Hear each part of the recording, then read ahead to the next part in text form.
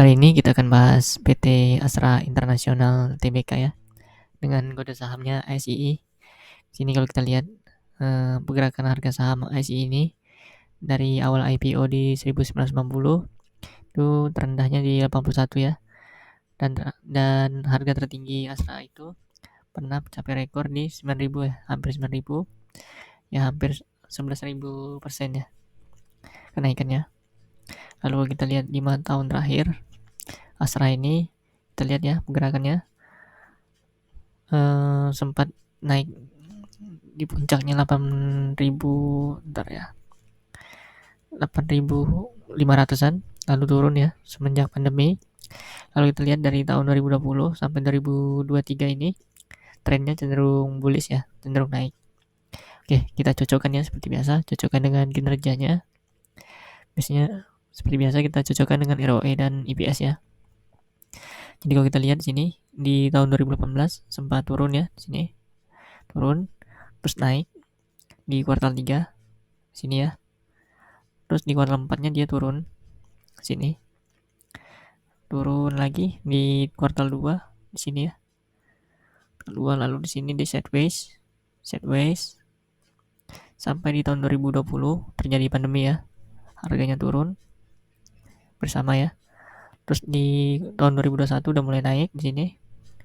Naik di sini di kuartal 3-nya, puncaknya di sini. Lalu turun lagi. Di sini turunnya lumayan ya. Walaupun ini ROE-nya turun tipis ya. Turun lalu naik lagi ya di kuartal 2 sini di tahun 2022 ini ya. Lalu turun lagi di kuartal 3 sini. Lalu di terakhir di mulai naik lagi ya di kuartal 1 ini. Oke, kalau kita lihat pergerakan harga saham ASII ini hampir sama ya dengan pergerakan dari kinerjanya ya untuk ROE dan EPS-nya. Oke, kita lihat lebih lengkap ya untuk kinerja dari ASII ini. Kita lanjut ya ke kinerja perusahaan untuk ASII ini, dimulai dari revenue pendapatannya. Sini kalau kita lihat dari 2018 sampai 2020 ini pendapatannya hampir rata-rata di sekitar 5.000 sampai 6.000 ya rata-rata. Dan tertingginya di kuartal 3 2018 pernah di 91 triliun ya pendapatannya. Lalu di kuartal 3 2020 pernah 85 triliun. Oke, namun di kuartal 4-nya karena pandemi langsung merosot ya pendapatannya. Dan di sini mulai bangkit pendapatannya dari kuartal 1 2021 dan akhirnya naik ya sampai di kuartal 1 ini 2023. Jadi ini kalau saya rata-ratain hampir sekitar 71 triliun ya pendapatannya. Lalu untuk beban pokok penjualannya hampir sama ya. Seiring dengan naiknya pendapatan dan beban pokoknya juga naik di sini. Beban pokok ini biaya operasional ya. Lalu untuk laba bersihnya kalau kita lihat di sini di tahun 2018 sampai 2020 laba bersihnya hampir sideways di sini ya, sekitar 5 hampir 5 triliun. Dan di sini tahun 2020 sampai 2021 tren labanya cenderung naik. Di sini di kuartal 1 ini naik 38% ya dibanding dengan kuartal 4 2022 kemarin. Jadi secara kinerja ASII bagus ya, bertumbuh, naik ya. Baik pendapatannya maupun di laba tiap kuartalnya ini. Terutama di kuartal 1 ini udah mulai naik lagi. Walaupun turun dari kuartal 2 yang sempat di 14 triliun. Turun di kuartal 3 menjadi 8 triliun. Tapi intinya ini udah mulai naik di kuartal 1 ini.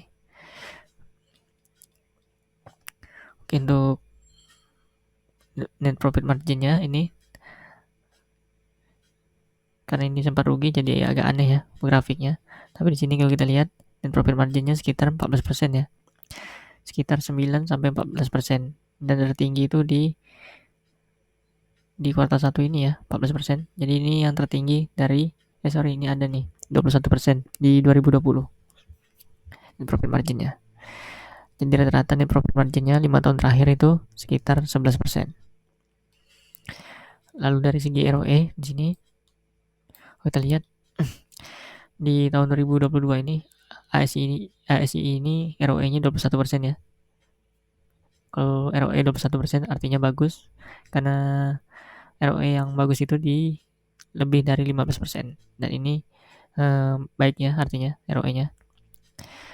Dan di sini ROE tiap kuartalnya juga 5,8% ya di kuartal 1 ini. Kita nanti lihat apakah kuartal 2, 3, dan 4 nih hampir sama. Kalau hampir sama berarti ROE-nya bisa jadi lebih dari 20% ya. Sekitar 22an atau 23% ya untuk ROE-nya.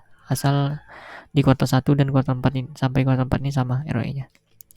Lalu dari segi EPS di sini kalau kita lihat bertumbuh ya di tahun 2022 ini, sempat turun di pandemi 459, dan di 2022 ini EPS-nya naik menjadi Rp908 per lembar saham. Ini EPS earning per share ya.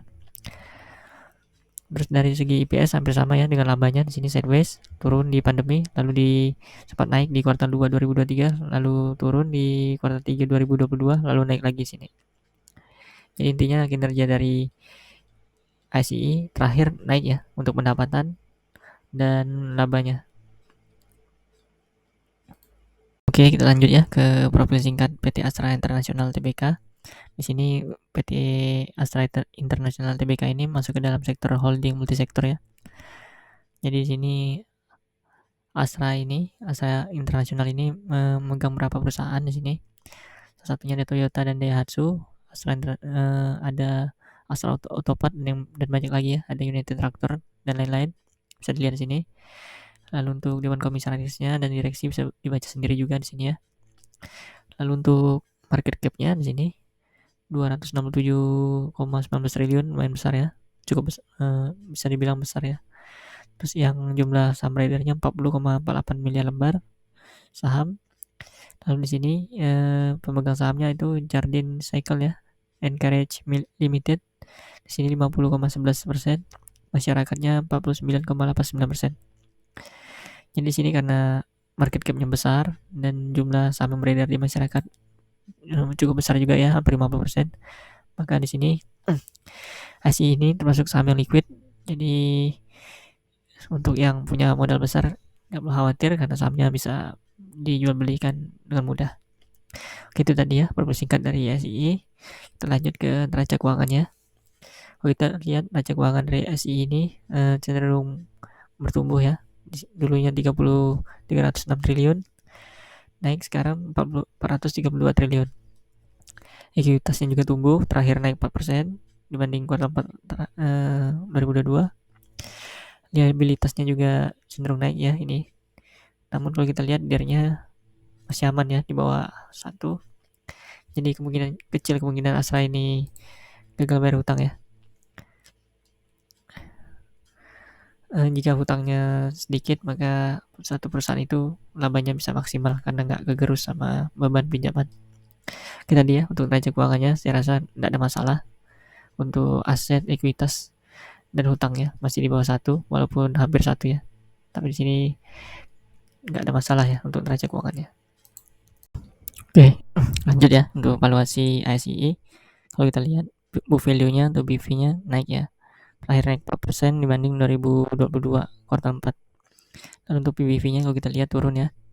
Dari 2,5 di tahun 2018, sekarang tinggal 1,3 kali. Kita lihat ya valuasinya di sini. Rata-ratanya 1,7, jadi di sini 1,3, masih murah ya, masih di bawah PBV rata-rata. Lalu dari segi PER-nya di sini terakhir tuh 5,6 atau 6 kali. Ya bisa dibilang PER dari ICE murah ya. Lalu untuk nilai intrinsiknya atau harga wajarnya kalau kita lihat di sini, perhitungan saya ambil yang 3 ini ya, hampir sama. Itu rata-rata 8.400-an di sini. Dan harga saham sekarang itu di bulan tanggal 26 6.600, artinya di sini under value ya, masih bisa dibilang under value. Margin of safety-nya 21%. Itu tadi ya untuk valuasi ICE. Oke, kita lanjut ya strategi perusahaan. Di sini untuk Astra ini telah menyiapkan sejumlah strategi ya. Di antaranya melakukan investasi baru pada PT United Tractor Tbk atau UNTR ya. Di sini Presiden Direktur UNTR Frans Kusuma menyampaikan, UNTR akan terus mencari tambang-tambang mineral dan energi terbarukan untuk diakuisisi. Jadi mungkin nanti UNTR lagi nyari tambang-tambang nikel ya, mungkinan. Lalu di sini melakukan investasi baru pada Astra Motor. Jadi Astra Motor akan mengembangkan roadmap untuk pengembangan motor listrik yang telah disiapkan 7 model sampai 2030. Jadi kedepannya Astra juga akan mengembangkan motor listrik ya, yang sudah disiapkan ini 7 model sampai 2030. Oke, jadi intinya Astra ini investasi ke energi terbarukan, mungkin nikel, dan juga untuk kendaraannya beralih ke kendaraan listrik mungkin ya ke depannya. Lalu untuk prospek bisnisnya ke depan, pendapatan terbesar Astra ini dari UNTR dan otomotif ya. Di sini United Tractor, dari segi prospeknya menurunnya penurunan sektor harga batubara ikut mempengaruhi kinerja UNTR. Ini tentulah berpengaruh pada kinerja Astra ya. Namun strategi Astra ini yang berinvestasi di UNTR untuk tambang nikel diharapkan menjadi pendongkrak kinerja UNTR pada pasca menurunnya sektor batubara. Jadi nanti harapannya sektor nanti nikel untuk menggantikan sektor batubara ya. Karena pendapatan United Tractor itu sangat dipengaruhi oleh batubara ya untuk yang kemarin. Jadi kedepannya pendongkraknya diharapkan dari sektor nikel mungkin. Lalu dari segi otomotif, sudah normalnya aktivitas mobilitas masyarakat serta sebentar lagi ada pemilu ya. Jadi katalis positif untuk kinerja sektor otomotif. Itu tadi ya untuk strategi dan prospek Astra. Lalu dari segi kompetitor di sini Astra memiliki beberapa kompetitor ya. Salah satunya tuh ada PT Selamat Sempurna Tbk, lalu ada PT Hexindo ya. Lalu dari segi integritas manajemen, kinerja manajemen Astra ini nilai sangat baik ya. Tahun lalu Astra mampu menunjukkan kinerja yang baik. Namun keputusan Astra ini yang berinvestasi di Goto ya dinilai kurang memberi manfaat karena mengalami kerugian ya. Jadi ini Astra pernah investasi di Goto dan rugi. Lalu Astra transparan dalam memberikan informasi yang relevan terkait perusahaannya, baik itu laporan keuangan, public expose, dan lain-lain. Astra juga diduga terjerat kasus hukum. Wah, ini Astra juga pernah ya terjerat kasus hukum, yaitu Direktur Astra Isuzu dipanggil KPK. Tapi ini masih kemungkinan ya, masih dugaan kasus asuransi Astra Life. Jadi dari segi GCG, Astra tidak terlalu baik dan tidak terlalu buruk ya, sedang lah. Oke, kita lanjut untuk kesehatan cash flow atau arus kas dari Astra ini. Kalau dilihat arus kas aktivitas operasinya tidak ada masalah ya, sini positif. Lalu dari segi investasi di sini tahun 2018-2019 negatif. Di sini Astra artinya melakukan aktivitas investasi ya, dananya keluar untuk aktivitas investasi, baik itu dari segi investasi ke tadi ya, United Tractor ataupun ke inovasi kendaraan listrik. Di sini 2020 Astra menjual asetnya ya, artinya di sini ya, menjual aset atau menjual aset investasinya. Dan di sini negatif lagi, artinya Astra melakukan investasi lagi dari segi ekspansi, inovasi ataupun mungkin akuisisi beberapa perusahaan. Lalu di sini aktivitas pendanaannya, kalau kita lihat di sini negatif ya, artinya di sini dana yang dikeluarkan untuk aktivitas pendanaan atau bayar hutang ya. Di sini negatif, artinya Astra komitmen untuk bayar hutang atau mengurangi hutangnya. Oke, lanjut ke dividen di sini. Secara umum DPR-nya sekitar hampir 30%-an ya. Dan terakhir ini paling besar di tahun 2023 kemarin. 2023 ini ya, baru-baru ini Astra itu mengeluarkan 55% untuk dividen ya dari laba tahun lalu. Jadi dari laba tahun lalu yang setahun itu 55%-nya digunakan untuk dividen dan dividen yield-nya 8,27%. Jadi sini Astra juga ada dividen interim ya, yang diambil dari laba kuartal 3 kemarin. Rata-rata dividen DPR dari dividen interimnya itu sekitar 11%-an. Kalau yield-nya di sini lebih besar dividen utama ya pasti 8,27%, cuman yang dividen interim 2023 belum keluar ya. Tapi kalau secara history Astra ini sering rajin berikan dividen tahunan dan dividen interim ya. Ini ya, dari ke tahun dividen lembarnya makin naik ya untuk dividen utamanya ya. Lalu DPR-nya juga makin naik, dividen yield-nya juga naik. Dari segi dividen interim juga naik terus ya. DPR-nya, dividen per lembarnya atau dividen yield-nya Astra ini. Jadi dari segi arus kas dan dividen Astra ini nggak ada masalah ya. Oke, kita lanjut ya untuk proyeksi harga saham Astra. Jadi sekarang harganya 6.600. nanti ke depannya kemana harganya kita cek ya, kita proyeksikan. Jadi menurut saya untuk Astra ini kemungkinan, menurut analisa saya kemungkinan agak turun ya. Kenapa? Karena Astra ini pendapatan terbesarnya kan dari UNTR ataupun otomotif ya. Jadi karena UNTR ini kemarin naik gara-gara batubara ya, karena batubara sedang naik. Nah itulah yang membuat mendongkrak kinerja Astra ini naik tinggi ya di sini.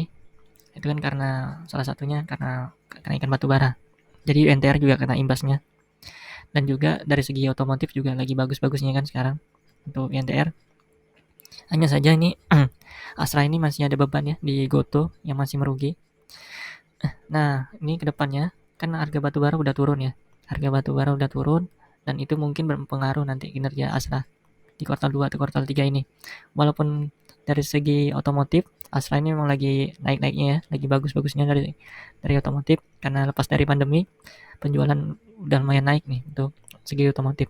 Cuman dari batubaranya ini agak kurang. Dan strategi Astra ini kan yang buat akuisisi nikel kan masih rencana ya, belum tahu apakah udah dapat atau belum ya. Jadi kayak dari saya mending tunggu dulu di kuartal 2 atau kuartal 3. Jadi kemungkinan ini turun ya. Kalau saya lihat dari harga batubara yang turun. Oke ya, jadi untuk yang sekarang kalaupun mau masuk saya tunggu aja lah dulu di 5.000. Kalau harganya turun sampai 5.400 lagi baru saya masuk lagi. Tapi untuk sekarang kayaknya saya udah ketinggalan sih ya. Udah ketinggalan, saya nggak mau masuk di sini, agak resiko menurut saya untuk jangka pendek.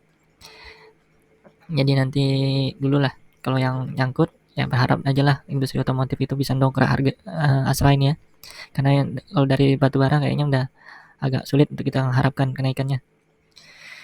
Jadi itu ya intinya. Intinya tunggu dulu lah di kuartal 2, kuartal 3.